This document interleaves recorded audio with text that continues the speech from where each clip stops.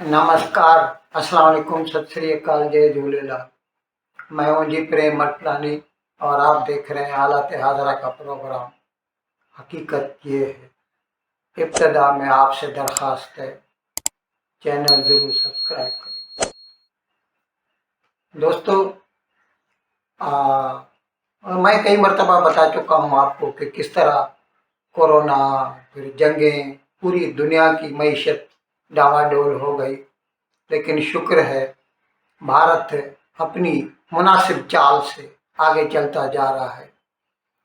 अब इस सिलसिले में एक ताज़ा रिपोर्ट आई है international air travel agency IATA की, जिसमें उसने बताया है कि इस वक्त भारत में जितनी एयर ट्रैफिक है पैसेंजर्स के नंबर के हिसाब से, domestic as well as international, सब मिला के पूरी दुनिया में भारत तीसरे नंबर पर है।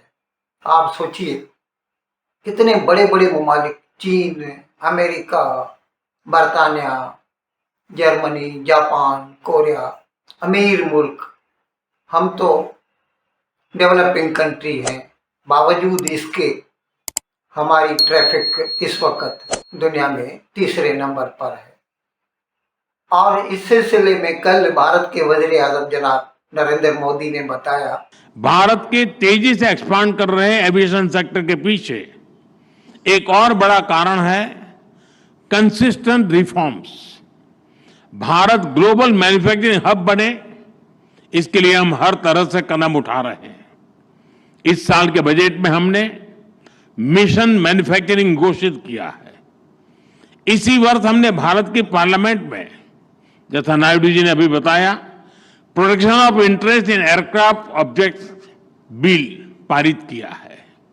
इससे केपटाउन कन्वेंशन को भारत में कानूनी ताकत मिली है। अब एयरक्राफ्ट लीजिंग करने वाली ग्लोबल कंपनियों के लिए भारत में नया मौका खुल रहा है। आप सभी को गिफ्ट सिटी में मिल रही छूट के बारे में भी जानकारी है।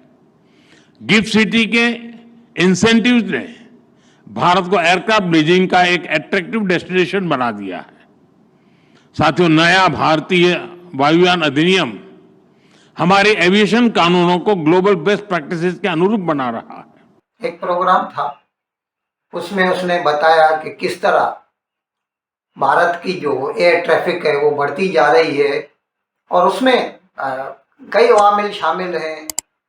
सरकार की तरफ से रिफॉर्म्स हैं, या जो इंफ्रास्ट्रक्चर है, ये भी मैं कई मरतबा बता चुका हूँ आपको। नए नए हवाई अड्डे बनाए जा रहे हैं, इंटरनेशनल हवाई अड्डे बनाए जा रहे हैं।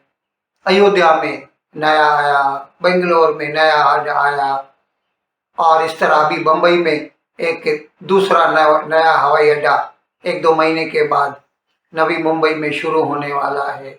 दिल्ली में एक दूसरा नया हवाई अड्डा जेवर में, नोएडा में शुरू होने जा रहा है। इसकी वजह से कल नरेंद्र मोदी ने बताया कि इंशाल्लाह आइंदा 5 साल में भारत की एयर ट्रैफिक डबल हो जाएगी, यानी इस वक्त जितनी है उससे। तो हमें उम्मीद है कि फिर हम दुनिया में, और नहीं तो कम से कम दूसरे नंबर तक तो पहुंच ही जाएंगे।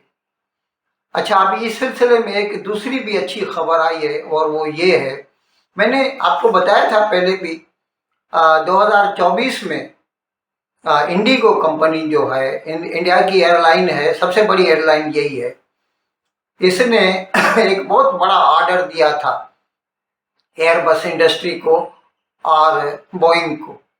उसमें एयरबस इंडस्ट्री को जो है ना 60 एयरबस A350-900, वो हवाई जहाज 60 का ऑर्डर था। उसमें उस वक्त 30 का ऑर्डर दिया था, और अब उसमें एक ऑप्शन था कि इंडिगो कंपनी चाहे तो उसी रेट में मजीद 30 का ऑर्डर दे सकती है।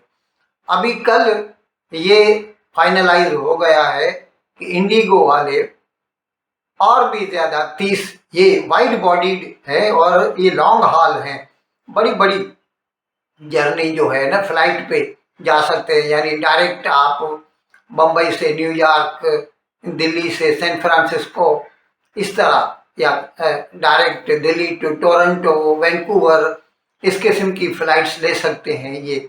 और वाइड बॉडीड हैं तो इसमें मुसाफिर भी ज़्यादा आ जाते हैं। तो मज़ीद 30 का ऑर्डर प्लेस कर दिया, यानी इसके साथ इंडिगो कंपनी के पास फिर 60 जो है एयरबस के हो जाएंगे। वैसे तो खैर बहुत सारे जहाज़ हैं, मेरे पास पूरी लिस्ट तो नहीं है, लेकिन दोनों के, बोइंग के भी हैं और एयरबस इंडस्ट्री के भी हैं।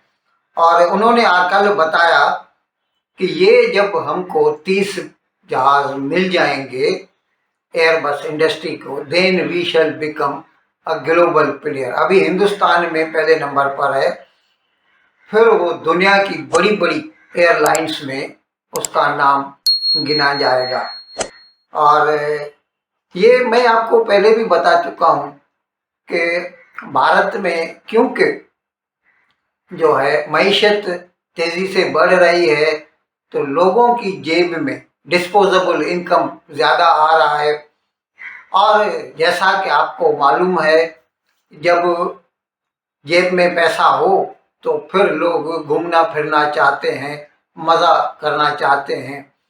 और वैसे तो भारत का रेलवे भी बहुत अच्छा काम कर रहा है, लेकिन इतनी बड़ी आबादी है तो रेलवे इतना पूरा कोप अप नहीं कर सकता इतनी बड़ी ट्रैफिक से। और वहाँ पर आपको एक एक महीना, डेढ़ डेढ़ महीना पहले अगर बुकिंग कराएं तो बर्थ मिल सकता है, नहीं तो मुश्किल है। ऐसे वक्त में फिर लोग एयरलाइंस को मुंतखब करते हैं, जिसकी वजह से भारत में एयर ट्रैफिक में लगातार इजाफा होता जा रहा है। और उसके साथ साथ जैसे मैंने अर्ज किया कि कल जनाब मोदी ने बताया कि हमने जो रिफॉर्म्स लाए हैं या जो इंफ्रास्ट्रक्चर में इजाफा हुआ है, या नए नए हवाई अड्डे बने हैं, जिसकी वजह से भी एयर ट्रैफिक में मज़ीद इजाफा देखा जा रहा है। इन अल्फाज के साथ आज का प्रोग्राम ख़त्म करने की आपसे इजाज़त चाहता हूँ, लेकिन विदाई लेने से पहले एक मरतबा फिर आपसे मेरी दरख्वास्त है कि जिस किसी साहब या साहबा ने अब तक हमारे इस चैनल को सब्सक्राइब नहीं किया, अज़राह करम इसको जल्द से जल्द सब्सक्राइब करें, प्रोग्राम को लाइक करें, शेयर करें और घंटी का बटन दबाना न भूलें।